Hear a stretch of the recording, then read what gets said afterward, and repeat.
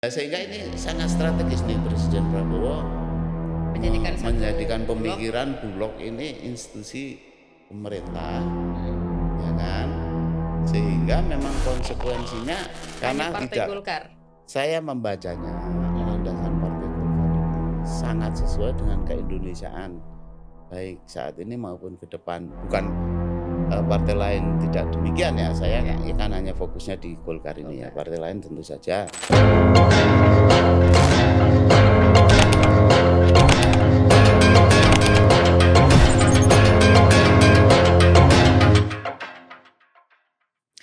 Selamat datang di Meja Rakyat seperti biasa. Semoga Meja Rakyat menjadi satu ruang bagi rakyat tidak hanya memberikan satu pengadilan tapi juga berbincang, belajar dari wakil-wakil rakyat kita semuanya. Hari ini kita bersama dengan salah satu wakil rakyat yang semoga bisa memberi kita pencerahan, bisa memberikan kita gambaran dan memberikan kita jalan keluar mengenai dengan beberapa hal yang begitu membuat kita risau belakangan termasuk, persoalan mendasar, beras, pangan, dan lain sebagainya. Dengan topik yang cukup berat, kita hari ini akan membahas mengenai swasembada pangan. Apakah ini menjadi satu jalan panjang yang harus kita tempuh menuju ketahanan pangan 2045. Hari ini kita kedatangan, wakil rakyat, Bang Panggah, selamat datang. Selamat malam. Selamat Kok jadi tegang, Bang? Bang Panggah, selamat datang. Nah, Terima kasih sudah berkunjung di Rumah Biang, satu program kita Meja Rakyat yang semoga ini menjadi satu jalan tengah. Sebelum ini kita bicara mengenai hal yang sangat luar biasa, kita ketemu di tengah dan semoga Meja Rakyat ini menjadi satu platform tengah yang bisa menjadi ruang dialog untuk kita mencari jalan keluar sebenarnya, Bang. terima kasih.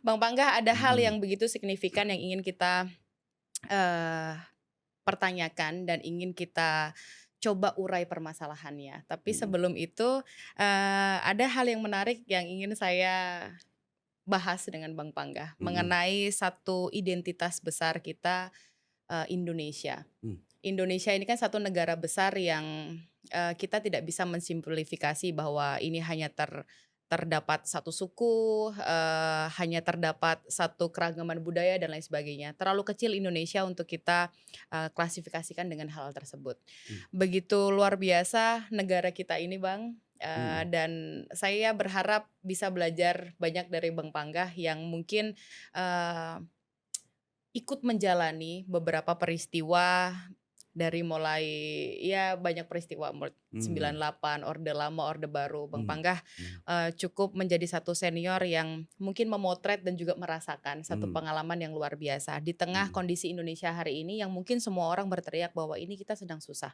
mhm, Eee, Mungkin ada yang merasakan itu susah, ada yang mungkin belum menyadari bahwa kita sedang susah. mhm, Tapi, eee, Indonesia terlalu kecil, Bang, untuk dikotak-kotakkan, untuk dirusak, untuk dibelah dan lain mmm, sebagainya. Ada satu pengalaman yang mungkin bisa diceritakan kepada kita, semoga ini menjadi satu obat, apa yang harus kita lakukan untuk menjalani, mmm, untuk kita menangani satu kondisi yang mungkin kita mengatakan ini sebagai satu krisis, mmm, ya. Rakyat terpecah belah, ketidakpercayaan publik terhadap pemerintahan dan lain sebagainya. Apakah mmm. ini memang satu konsekuensi yang harus kita ambil sebagai negara demokrasi, sebagai satu negara yang begitu majemuk, ataukah memang kita punya jalan keluar atas ini semua, Bang? Oh ya, jadi kalau saya pribadi ya, sebagai warga negara Indonesia, sebagai bagian dari bangsa Indonesia, Mhm, sangat optimis Indonesia ini bakal menjadi negara maju, oke. bakal menjadi negara besar. Karena kita tentu punya syarat-syarat yang terpenuhi untuk kita menjadi negara besar. Mhm, Dan kita juga, wajib bersyukur diwarisi tidak hanya secara fisik kita wilayah yang luas, yang subur mhm, dan kaya akan sumber daya alam, tapi juga kita diwarisi oleh para pendahulu bangsa dasar-dasar kenegaraan yang kokoh, oke. ya.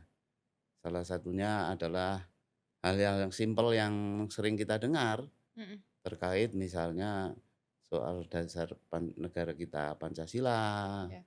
kemudian Bhinneka Tunggal Ika, Mhm. dan lain-lain dasar negara ini yang menjadi fondasi negara ini. Oke. Ya, dan itu tidak hanya cerita di buku-buku, itu sudah teruji. Bangsa kita ini sudah sejak berdirinya sudah teruji berkali-kali Oke. sebagai bangsa yang majemuk, termajemuk di seluruh dunia barangkali ya. Majemuk dalam kaitan suku, ras, agama, kepercayaan dan lain-lain, Mmm. paling majemuk di dunia. Tapi sejak berdirinya kita tetap mengalami ujian-ujian berat sejak perang kemerdekaan, kemudian tahun 65, tahun 98 dan kemudian, tahun 2008 dan seterusnya krisis demi krisis menimpa kita Mhm.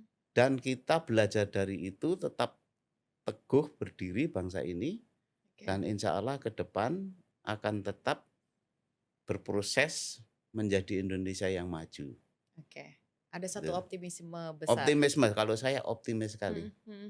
optimis sekali. Abang, Sa tapi kalau boleh, saya bertanya, ini mhm, kan, mungkin ada satu pergolakan pergolakan batin yang luar biasa yang mungkin, belakangan kita hadapi. mhm, Mau tidak mau kita harus mengakui, kita harus meyakini bahwa kekuatan kita ada di rakyat karena Abang mhm, sebagai wakil rakyat, mhm, mau tidak mau harus menjadi satu garda terdepan iya, bagi masyarakat.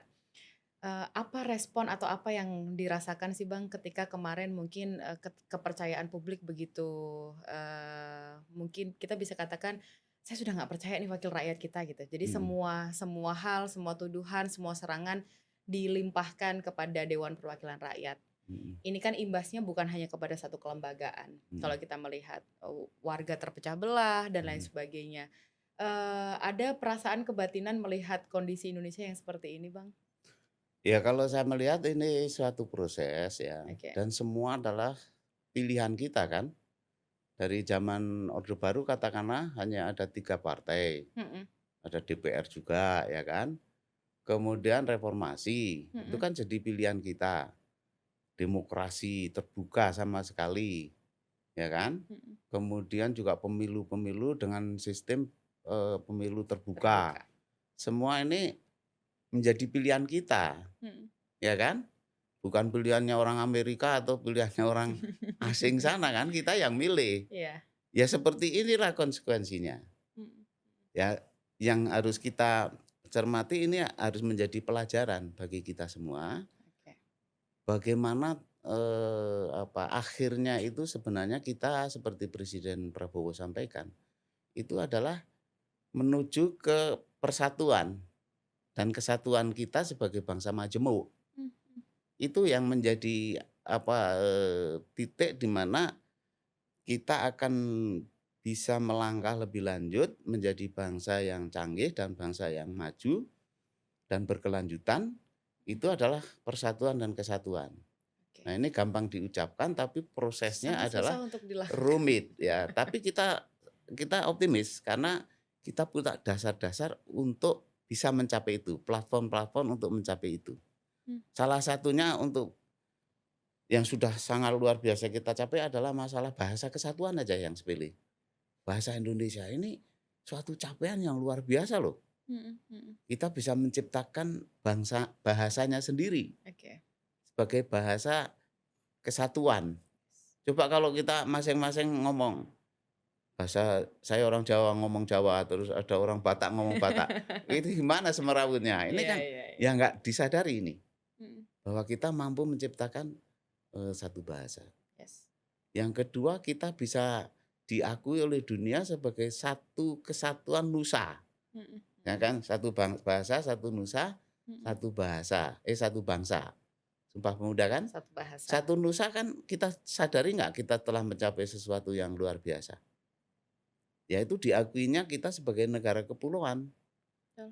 melalui, konvensi internasional ya, Mhm. konvensi hukum laut internasional, UNCLOS Close. yang kita tanda tangani, 85, UNCLOS-nya sendiri 82, Mhm. tapi diundangkan ratifikasi dan sebagainya tahun 85. Jadi kita diakui secara dunia dan kuat kita menduduki wilayah ini karena memang kita sudah meratifikasi UNCLOS. Sebagai satu nusa kita sudah. Nah, sekarang sebagai satu bangsa ini Bangsa. gimana nih? Apa sih yang menganggap kita ini sebenarnya satu bangsa? Wong kenyataannya kita ini juga punya latar belakang Ya berbeda-beda. macam-macam, tapi harus menjadi satu bangsa. Nah, kalau ini kesadaran ini sudah muncul dari kita semua, tentu saja kita akan mencapai suatu kesatuan dan persatuan kita seperti yang di Pancasila kan. Tentu ada step-stepnya itu ya, ketuhanan Yang Maha Esa, kemudian kemanusiaan muncul ya kan, yang saya cerita tadi panjang lebar soal bagaimana kita memanusiakan manusia, menghargai setiap peran manusia, ya kan. Tadi kan ada yang bikin kopi, ini kopi sampai sini ini kan perannya banyak orang Banyak ini. orang, Nah, betul. kita harus menghargai hal-hal seperti itu, Oke. dimanusiakan gitu kan. Baru nanti persatuan, ya kan. Sila ketiga dan seterusnya, sila keempat itu permusyawaratan, kemudian Yes. keadilan sosial. Ini sudah ada. Jadi platform dari Persatuan dan Kesatuan ya Pancasila. Iya. Dan itu menjadi ideologi Partai Golkar, Pancasila dan karya kekaryaan. Makanya Oke. saya pilih Partai Golkar karena memang sejarahnya begitu. Sejarah Partai Golkar. Sejarah Partai Golkar. Ya, Ya. mungkin kita mengenal Bang Pangga ini kan sebelumnya bukan seorang politisi ya. Bukan. Bukan seorang politisi Seorang yang pengamat akhirnya aja tadi. seorang pengamat politik yang mungkin Pengamat ideologi dan kayaknya politik. nggak langsung terjun ke pengamat politik deh Bang. Kan masih Mm-mm. berjenjangnya mulai dari ASN ya dulu ya. Iya, iya. ASN, Saya dari kemudian bawah di dari ASN. bawah setelah pensiun selesai, kemudian Mm-mm. baru masuk partai dan lain sebagainya. Iya. Jadi alasan memilih Partai Golkar karena hanya Karena Partai Golkar. saya membacanya Mm-mm. landasan Partai Golkar ini sangat sesuai dengan keindonesiaan, baik saat ini maupun ke depan. Bukan partai lain tidak demikian ya. Saya Oke. kan hanya fokusnya di Golkar ini ya. Golkar. Partai lain tentu saja punya platform yang barangkali juga sejalan juga ya. Jadi bukan berarti kita memandang ideologi partai lain salah dan tidak benar. Tapi Iya. kan ini kan konteksnya adalah kenapa sih Golkar. akhirnya jatuh cinta terhadap Partai Golkar. Iya. Jadi hanya Partai Golkar yang mungkin sepenilaian Bang Pangga adalah satu partai yang memang punya ideologi yang paling nasionalis dibandingkan dengan partai yang bukan lain. hanya Partai Golkar. Kebetulan dulu saya ASN kan sebelum reformasi kan juga punya pemegang kartu Golkar itu Oh, aja ya kan. iya. Terus saya Ada proses pelajari, sejarah itu juga saya sih dalami. sebenarnya. Oh ya ini Iya, Golkar iya. berarti oke lah saya masuk Golkar. Akhirnya itu. masuk Golkar. Mm-mm. Nggak mau ngomong soal ideologi Partai Golkar, Bang? Ya ideologi, saya ketua bidang ideologi. Oke. Ya memang kita mesti sampaikan ya apa sebenarnya Partai Golkar sejak berdirinya, landasannya dan sebagainya. Itu ya itu pelan-pelan lah ya. Oke. Pelan-pelan lah ya, pelan-pelan. Saya akan mendengarkan pelan-pelan. Tapi tenang aja. tetap sampai sekarang yang masih doktrinnya ya ideologi Pancasila, doktrin karya kekaryaan. Sehingga memang tidak terlepas dari Golkar dan juga kiprahnya di pemerintahan. Itu konsekuensi dari doktrin itu saya kira. Abang, tapi ada satu hal yang menarik. Tadi Abang sampaikan bahwa kita meyakini bahwa ini adalah satu konsekuensi yang harus kita ambil karena satu pilihan besar mengambil demokrasi sebagai satu sistem pemerintahan. Mungkin berkaca dari beberapa negara yang memilih untuk tidak banyak partai politik. Ya, Amerika kita hanya 2 partai, China hanya 1 partai, dan mungkin tidak banyak negara yang mengambil satu keputusan untuk banyak partai. Dan Indonesia mengambil satu keputusan untuk memiliki banyak partai. Apakah dari saya agak berat mengambil bahasa ini di tengah perbincangan ini. Apakah ini satu konsekuensi, Bang, di tengah riuk-pikuk permasalahan yang ada soal Hmm, DPR yang hmm. kemarin, ini mohon maaf sebelumnya, soal DPR kemarin dan lain sebagainya. Apakah ini menjadi salah satu harga yang memang mahal yang harus kita bayar dengan satu konsekuensi kita mengambil demokrasi sebagai satu sistem bernegara? Ya, ini bagian dari satu proses ya, Oke. suatu kebangsaan. Memang sejarahnya bangsa-bangsa besar yang membangun peradaban besar Mhm, itu pasti melalui suatu tantangan yang berat-berat. Coba pelajari bangsa Eropa, ya. bangsa Amerika, bangsa Cina, Mhm. bangsa Jepang. Sejarahnya pelajari aja. Itu pergolakannya juga luar biasa sebelum menemukan jati diri orang Eropa, jati diri orang Amerika, Oke. jati diri orang Jepang. Nah, kita ini kan sedang mencari jati diri ya sebenarnya kan, orang Indonesia. Nah, ini ya prosesnya pasti nggak ada yang mudah gitu. Semua pasti berat. Sampai di titik apa kita akan menemukan bahwa oh kita Indonesia loh ini. Apakah ini Ya, sebenarnya ya sebenarnya kalau, titik sampai titik kapan ya tidak ada yang bisa exactly menemukan sampai kapan ya. of course. Tapi kalau saya yakin karena gini, ini graviti dari atau titik berat dari peradaban ini kan sudah bergeser ke Asia, bener nggak? Hmm, Mulai dari Jepang, kemudian Korea maju, hmm, Taiwan maju, kemudian Singapura maju, ya, terakhir gongnya Cina maju maju. di utara. Di selatan ada bangsa yang sudah lama beradab maju, Australia, New Zealand. Hmm, Jadi nggak mungkin kita di tengah di Indonesia ini jadi negara bangsa yang mbambung aja kan nggak bisa. Ini bambung. pasti akan terbawa ini dalam satu peradaban maju. Iya, iya, Itu iya. aja lah. Hmm, hmm, Maksudnya, hmm. tapi kita kan mau ngomong soal pangan ini Oh. tadi kok jadi belok ke sini. Karena Itu gini mungkin Bang, satu topik sendiri dah. Iya, iya, iya, Heeh. tapi akhirnya mungkin ini menjadi satu titik refleksi juga ya bagi kita Mhm, semuanya.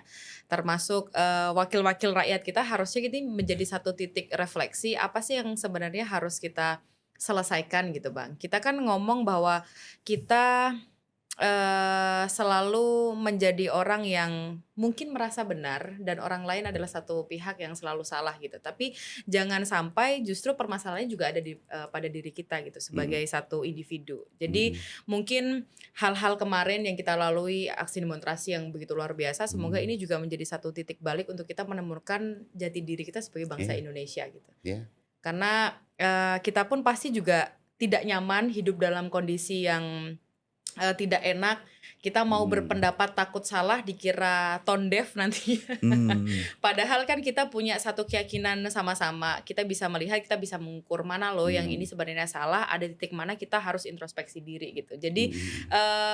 ya apa salahnya kalau kita sedang berada di depan wakil rakyat dan kita sama-sama mengintrospeksi diri, Bang. Mungkin Iya, iya. ada poinnya saya salah sebagai warga negara, ada poinnya wakil rakyat kita yang salah dalam hal ini gitu kan. Ya, semua itu Mmm, bukan masalah. Masalah itu sebenarnya sebagai pembelajaran. betul, Harus betul, kita menyikapinya gitu, betul, betul, supaya kita belajar dan menjadi lebih pinter gitu aja lah kira-kira ya.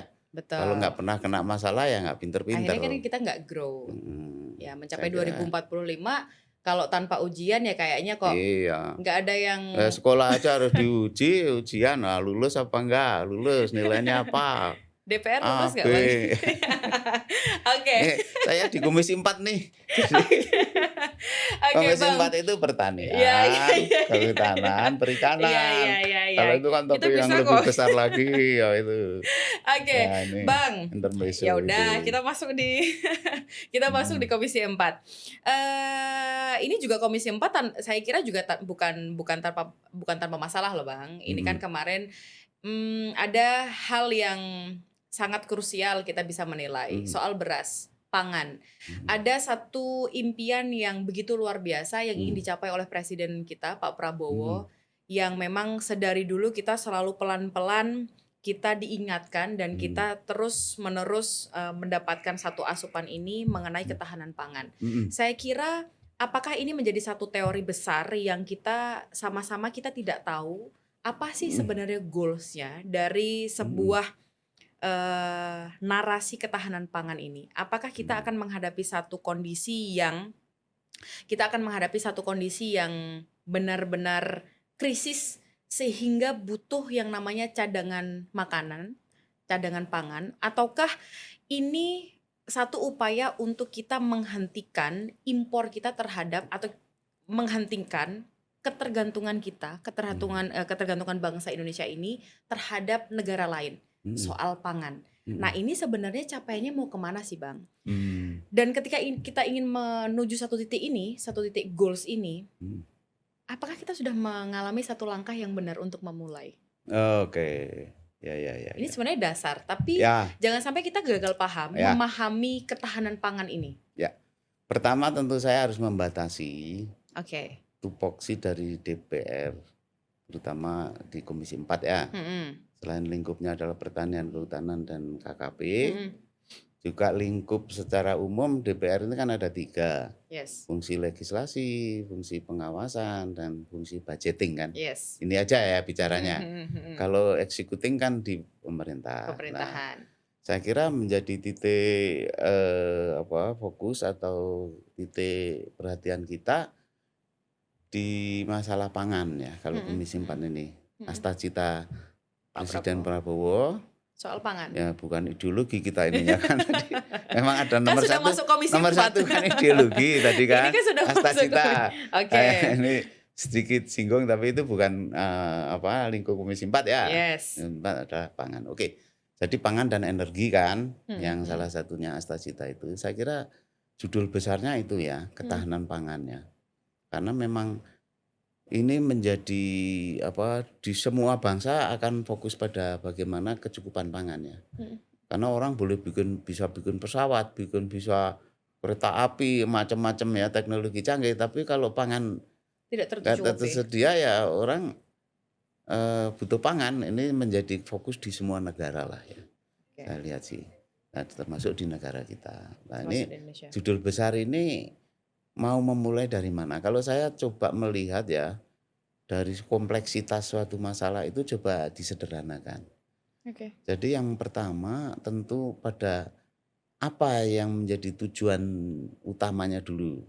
Mm-mm. Yang pertama adalah soal pangan ini bagaimana stabilisasi harga dan stabilisasi produksi Oke. atau Stabilisasi harga dan juga stabilisasi stok pangan. stok pangan. Oke. Ini yang menjadi penting. Hmm. Karena kalau terlalu tinggi pangan merugikan konsumen, kalau terlalu rendah merugikan petani dan nelayan dan sebagainya. Oke. Soal Sehingga ini aja dulu berpikir ke sini. Oke. Difokuskan pikiran itu ke situ.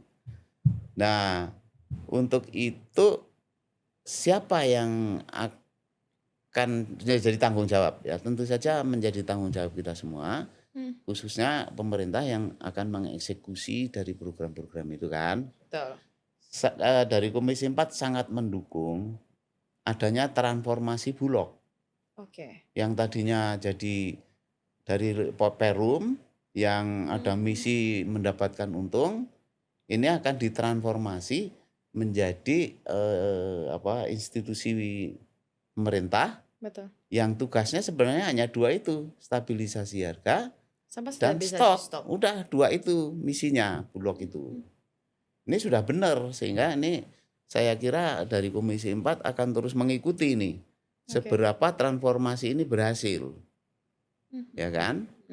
Nah, kalau dulu kan Bulog dibebani komersial, dibebani mendapat untung, laba dan sebagainya. Tapi dikasih misi stabilisasi harga dan stok ini hal yang mustahil sebenarnya. Mustahil. Hal yang mustahil ini kan Sri Mulat itu kan. Hal yang mustahil itu. Hal yang mustahil. Iya. Hal yang mustahil. Nah, sehingga ini sangat strategis nih Presiden Prabowo menjadikan pemikiran Bulog ini institusi pemerintah. Ya kan? Sehingga memang konsekuensinya tidak hanya 2 misi itu aja, stok cukup dan stabilisasi harga. Stabilisasi harga. Ya, jangan terlalu tinggi, juga jangan terlalu rendah. Ceiling price dan floor price itu harus betul-betul terjaga. Iya. Itu ya. Jadi terus siang malam berpikirnya ke situ ya. Jangan pindah-pindah berpikirnya. Oh, Nah, iya terus iya. sekarang Kan tinggal menarik. langkahnya gimana kan gitu. Ya, tapi Nah, kan kita melihat problem pangan ini kan tidak sesederhana soal ya oke, soal stabilitas dan menjaga pasokan pangan agar tetap terjaga ini kan ternyata juga masih menjadi problem, Bang. Kadang kita mm, mungkin nyari stok minyak susah misalkan kan, itu kan jadi problem. Terus termasuk soal beras nih. Kalau mm, ngomong kita soal pangan tadi, ini kan ruang lingkup yang saya kira Abang bisa menjawab ini secara gamblang. Beras ini kan satu hal yang menjadi eh, konsumsi dasar masyarakat mm, Indonesia. mm. Bukan Indonesia kalau nggak makan nasi Belum gitu kan, makan kalau belum belum makan kalau kita belum belum makan makan nasi nasi. ya. Jadi belum merasa Indonesia Iya kalau belum memang. makan nasi. Tapi justru yang kita lihat kan kemarin beras dioplos, impor, Mas Yan, dan itu memberikan satu kerugian begitu luar biasa.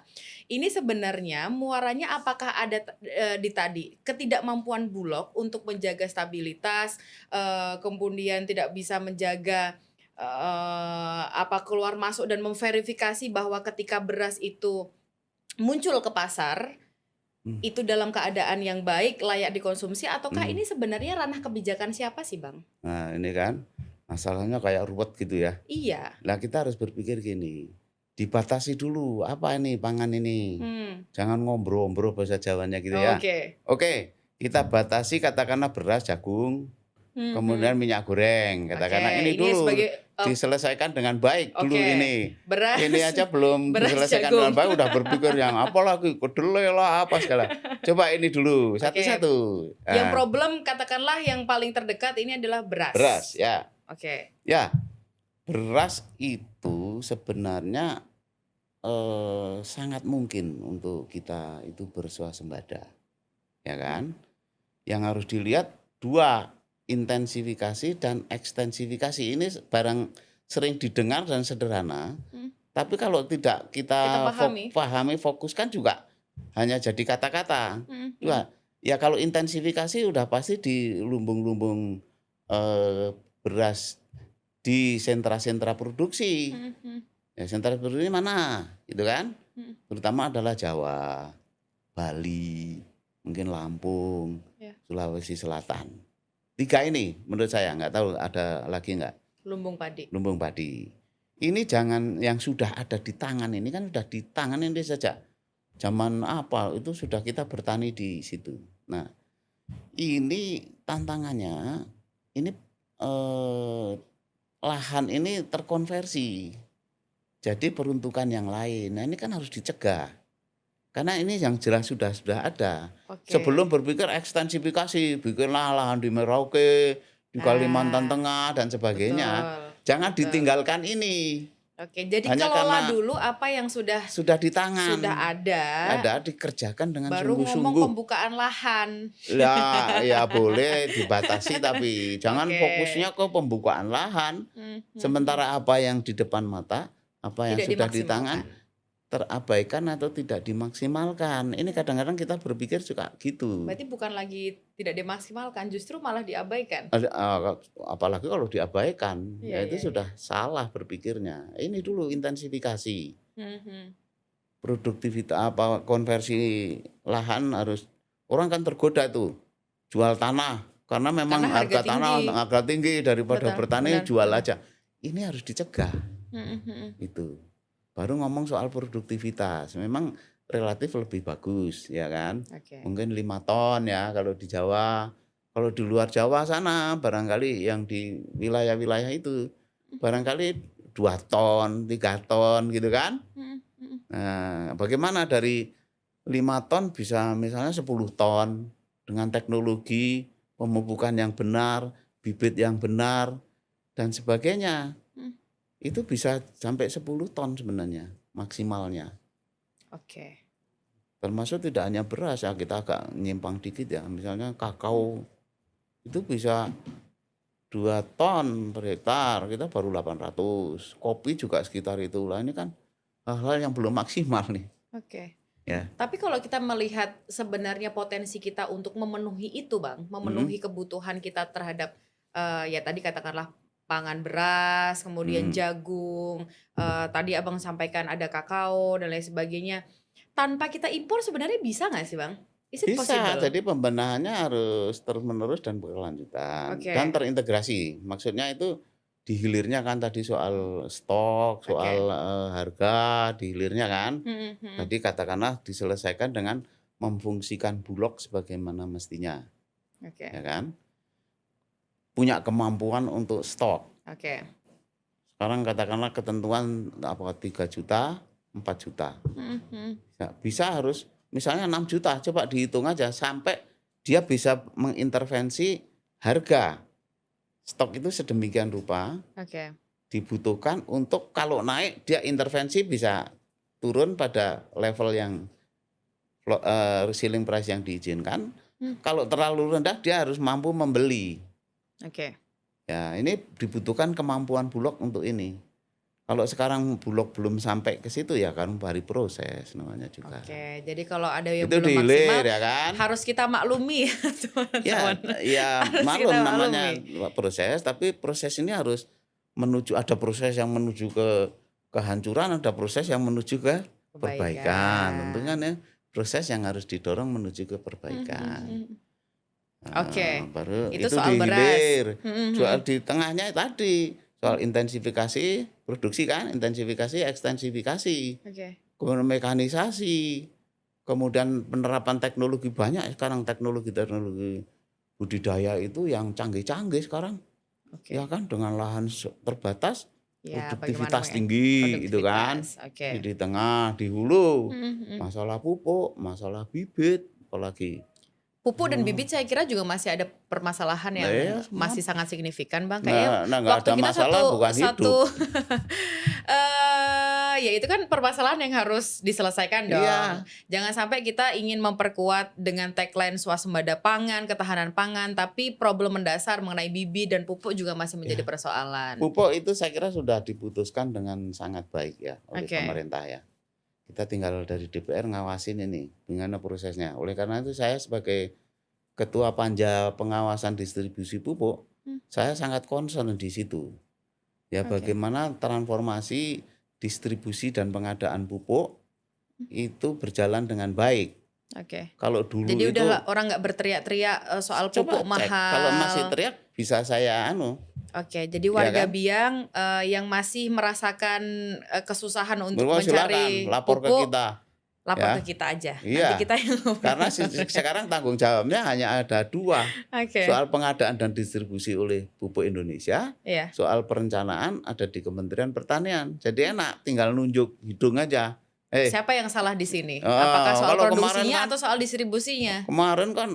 ada kakak aja, ada bupati, ada Oke, gubernur, ada kementerian, ada pedagang macam jadi saling mhm. lempar-lemparan lah. Ini siapa yang Nah, sekarang salah dalam gampang, proses ini? itu nggak beres itu. Berarti ini tanggung jawab Pupuk Indonesia. Nah, Oke. itu kan simpel. Oke, itu soal pupuk, tapi Mhm soal beras, Bang? Yang soal kemarin soal beras, mhm. beras oplosan, Ini juga kita suka berpikir rumit ya, menurut saya ya. oke. Definisi apa standar standar beras itu terlalu rumit menurut saya ya. Standar Ada beras, beras ya, ada premium. beras premium, kemudian ada medium 1, medium 2, Oke. medium 3 kalau nggak salah ya. Mhm mhm Yang mhm. nggak ada kan medium well ya, belum ada. Itu stick. Itu Lucu ya jadi wakil rakyat kita ini. Oke. jadi sebenarnya Jadi ini kalau persoalannya di bisa standarisasi, berasnya, Bang? ya, kalau kalau standarisasi beras, kalau bisa jangan banyak-banyak standar beras ya, kalau semua premium kalau perlu kan. Tapi premium aja Nah, dioplos, Bang? gini, jadi, karena kita belum bisa memproduksi beras yang standar premium misalnya. Oke. Katakanlah 2 aja premium dan medium gitu aja lah. Mhm Jangan mhm. medium 1, medium 2, medium 3, medium well gitu ya. Oke, misalnya 2 aja. Saya Oke. nggak tahu di luar negeri apa ada nggak, penggolongan Ini standar. kan sebenarnya soal QC. Iya. Jadi kalau diproduksi dengan baik, Mmm, diproses dengan baik, ya tentu akan menghasilkan produk yang baik. mhm mhm. Jadi nggak usah digolong-golongkan gini, ini berarti di sini ini carut marut nggak karuan sehingga menghasilkan produk yang bermacam-macam. Oke. Banyak beras patah, Karena mungkin hulernya penggilingannya ya, Mhm mhm. itu mungkin dengan mesin-mesin yang seadanya itu kan. Oke. Ataukah Heeh. sebenarnya ini, faktornya adalah bukan hanya ketidakmampuan, harga produk beras ketika petani lokal memproduksi itu, terlalu mahal cost-nya, saya juga nggak tahu ini, Abang semoga yang bisa menjawab Mhm. ini. Sehingga kita mungkin harus mengimpor, katakanlah menirnya dari luar negeri yang mungkin jauh lebih murah harganya, sehingga dioplos. Atau ini sebenarnya permasalahan soal berasnya ada di mana, Bang? Soal beras tadi, produktivitas, Oke. ya kan, mutu produk. Jadi Ini mutu berpikir ke kita situ nih dulu, oke, berpikir ke situ dulu. oke. Mutunya macam-macam, mungkin Mhm karena mhm. bibitnya, mungkin karena cara pengolahannya, prosesnya, penggilingannya, Oke. Jadi banyak yang patah-patah, mhm mhm. sehingga menirnya terlalu banyak, sehingga muncullah kualitas-kualitas macam-macam. Jadi mutu Nah, itu yang tidak bisa mencapai standar QC menurut beras saya itu? itu, Oke. itu pokok persoalannya, ya fokuslah di situ. Mhm. Bagaimana memproduksi beras yang standar, Oke. ya gitu kan. Mungkin Mhm. ada di perindustrian penggilingannya, ya kerjasamalah sama perindustrian, Oke. ya untuk itu, supaya menghasilkan mesin-mesin penyosohan atau penggilingan ya rice milling yang mesin-mesin rice milling yang Yang baik. baik Mhm sehingga mhm. tidak banyak menirnya, Oke. Masa ya menir kan. kita harus impor dari luar? Lah itu menir import Masa menir harus impor, karena Bang? Apa karena murah, karena murah kan murah, jadi karena sana menir mungkin by dioplos? product atau produk samping ya kan. Tuh kan, ini Sehingga kan kita juga, sebagai ya mungkin dulu orang karena tidak bisa makan beras, enggak, tapi harga beras mahal. gini ya, Oke, harusnya menir itu tidak menjadi, standar konsumsi makanya itu, manusia, harusnya ya. kenapa justru Itu untuk bahan baku industri, itu oke, masih oke lah. Kalau bahan industri kan digiling, jadi mhm. tepung, tepung beras, Tapi beras jadi ada yang mie, dioplos jadi menir jadi loh, ini Bang. lalu dioplos itu ya seharusnya janganlah. Nah, kira-kira kalau dari problem Eee, itu, langkah mhm. langkah apa sih yang harusnya dilakukan oleh pemerintah? Langkah, dari ini dulu, dari visi dulu ya, Oke, visinya tadi. Jadi memproduksi beras yang baik, sehingga tidak ada banyak standar macam-macam, terus dikontrol harganya. mhm. Pemerintah memang nggak tidur apa mau ngawasin harga ini, macam-macam Pemerintah ini? nggak boleh tidur, Bang. Enggak, ya repot Pemerintah nggak boleh ngawasi harga di pasar dengan macam-macam pemerintah nggak standar. harus tidur.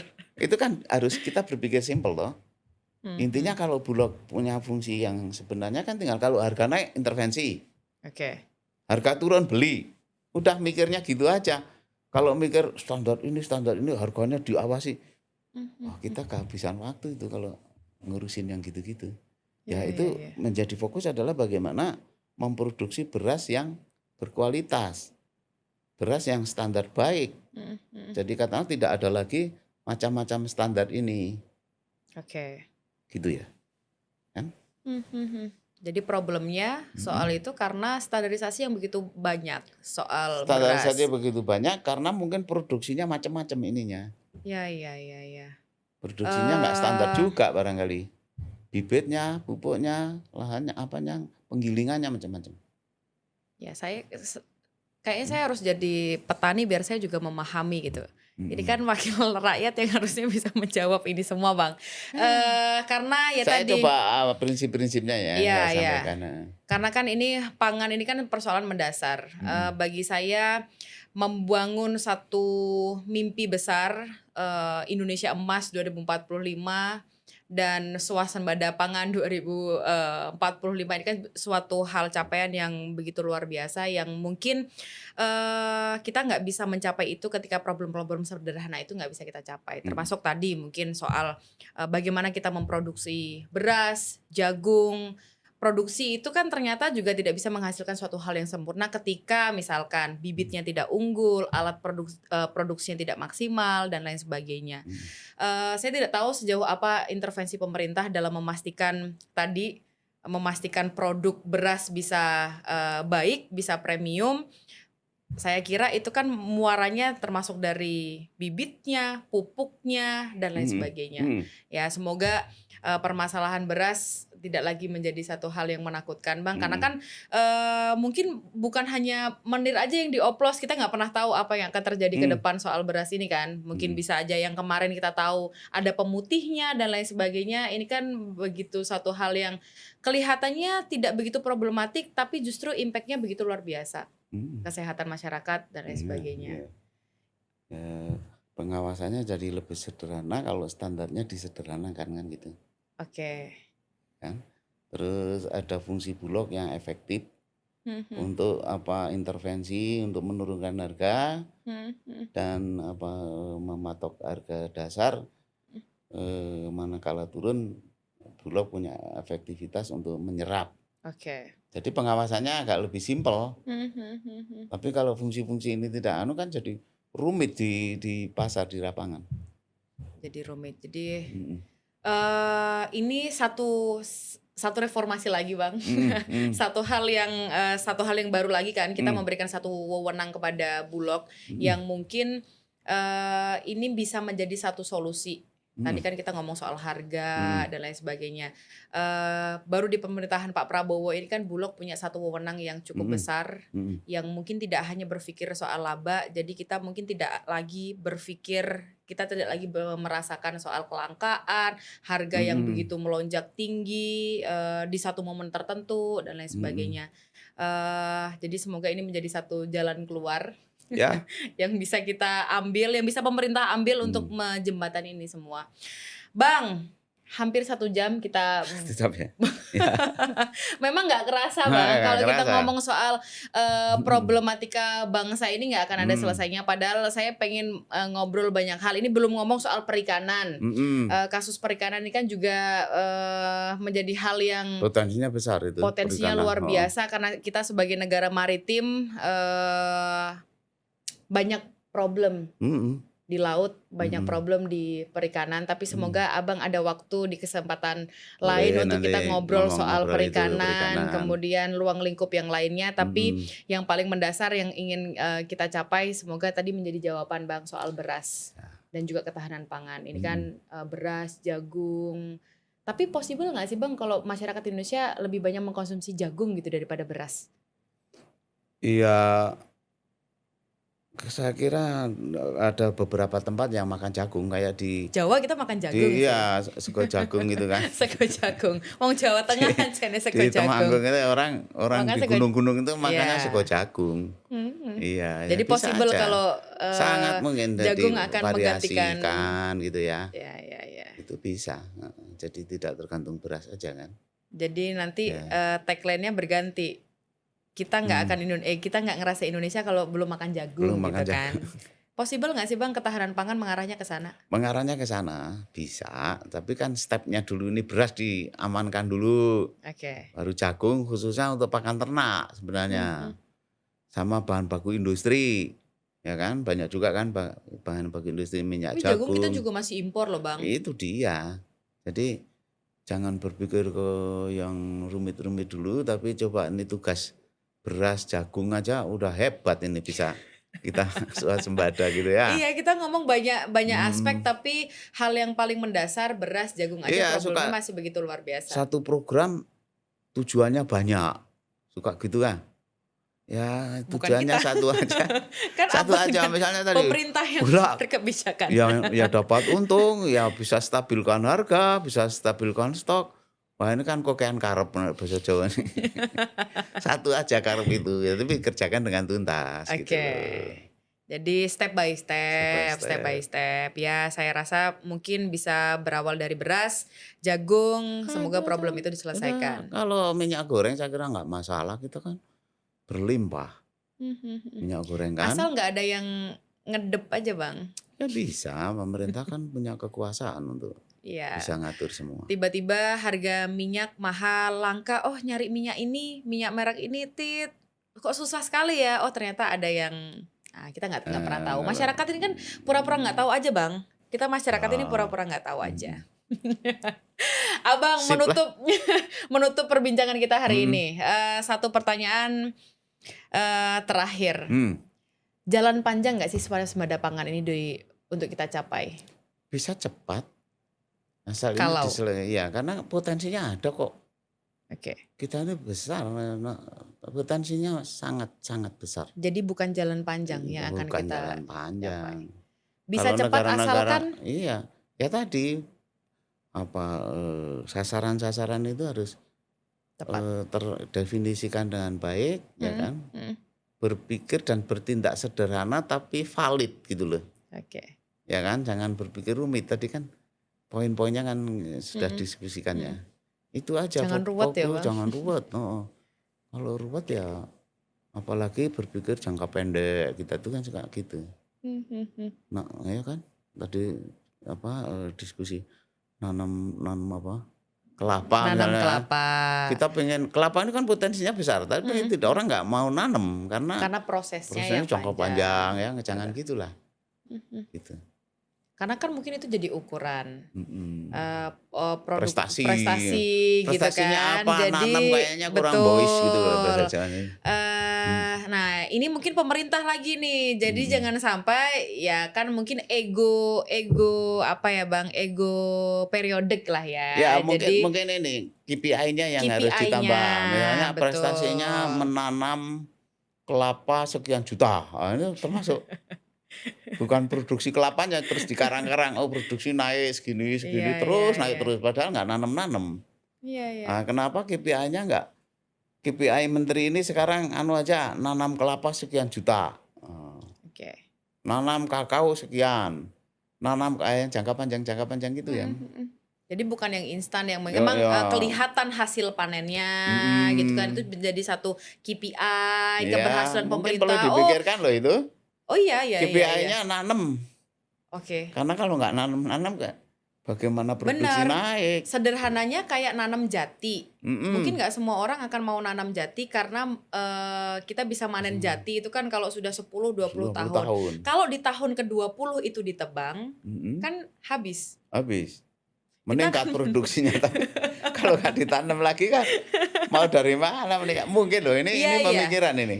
Boleh, KPI-nya KPI pemerintah dirubah itu. kayaknya harus mulai ditambah. Mhm. Jadi KPI-nya mulai menanam satu hal yang mungkin kita tidak dicapai dalam waktu 1 atau 2 2 tahun. tahun. 10, 20 tahun mungkin bisa. Bisa. Kalau beras ya mungkin ya kan itu Ya, kalau itu kan mau bulanan, tidak tapi mau yang kan lain-lain sesuai kebutuhan pasar. mhm. Oke. Abang terima kasih luar biasa sekali hari Sama-sama. ini, Ya kita ngobrol ngobrol macam-macam panjang topik ini ya ya. soal Mhm. ya namanya juga Indonesia, Bang.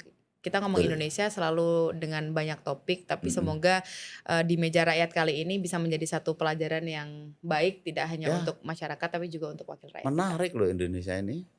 Kita sebagai bangsa harus bersyukur Bersyukur sebagai karena tinggal di bangsa Indonesia. Indonesia yang begini. Jadi Mhm. jangan kabur dulu, Oh, salah nikmati itu. nikmati kondisi yang ada. Kalau Iya, bisa ya tapi harus kita dipahami. Kalau ya nggak dipahami ya kelihatan kok ruwet, pusing, terus ya ya kabur. Tapi kalau dipahami menarik Indonesia ini. ya ya. Bener. Asalkan kita bisa hidup dengan baik juga sih, Bang. Ya, betul. Bang Pangga Sip. terima kasih. Sampai jumpa Sama-sama di nih. episode selanjutnya. Semoga Saya ini menjadi diundang. satu hal yang baik, positif untuk kita semuanya. Sip. Bang, terakhir Terima dong ada kasih. pesan-pesan nggak sih untuk masyarakat Indonesia? Pesan-pesan Pesan dong. Ini kan harus ada pesan nih untuk masyarakat Indonesia. untuk masyarakat Indonesia. Kok nafasnya nggak panjang? Ya, dalam situasi yang kelihatan rumit Hmm, dan kelihatannya mungkin kayak sesuatu yang Berat. sesuatu yang berat, ya kan? Percayalah bahwa bangsa Indonesia ini sejarahnya sudah teruji Hmm, akan menjadi bangsa besar. Gitu. Kita harus memahami semuanya sehingga kita bisa tahu ini sebenarnya suatu proses yang menuju ke suatu rencana Allah atau rencana Gusti Allah gitu ya. hmm. Indonesia akan menjadi negara besar yang akan membawa suatu peradaban besar. Dan memang Itu prosesnya saya harus yakin panjang. itu. Historically juga terbukti, ya kan? Secara hitung-hitungan juga masuk gitu. Ya memang konsekuensinya perjalanannya juga Ya harus panjang ya, pastilah. Bang. Kalau hanya slow-slow dan adem ayem ya nggak akan menjadi apa Tergantung. ya Kalau kita nggak ada, mungkin tapi sejarahnya nggak ada. Bangsa besar kok jalannya kok adem ayem itu ya nggak ada. sudah. Ya semoga di tengah itu semuanya ada kebijakan baik yang diambil sehingga memang segala konsekuensi itu membawa kita ke negara yang besar, Ya, makmur, gemah ripah amin, loh jinawi kan amin, gitu. amin. Terima kasih Bapak Panggah, Masih kita ketemu di sama-sama, lain kesempatan. Semoga banyak sama-sama. hal yang ingin kita juga belajar dan kita ingin mendapatkan satu hal yang positif. Terima Ya, kasih, sampai jumpa di makasih, episode makasih. selanjutnya.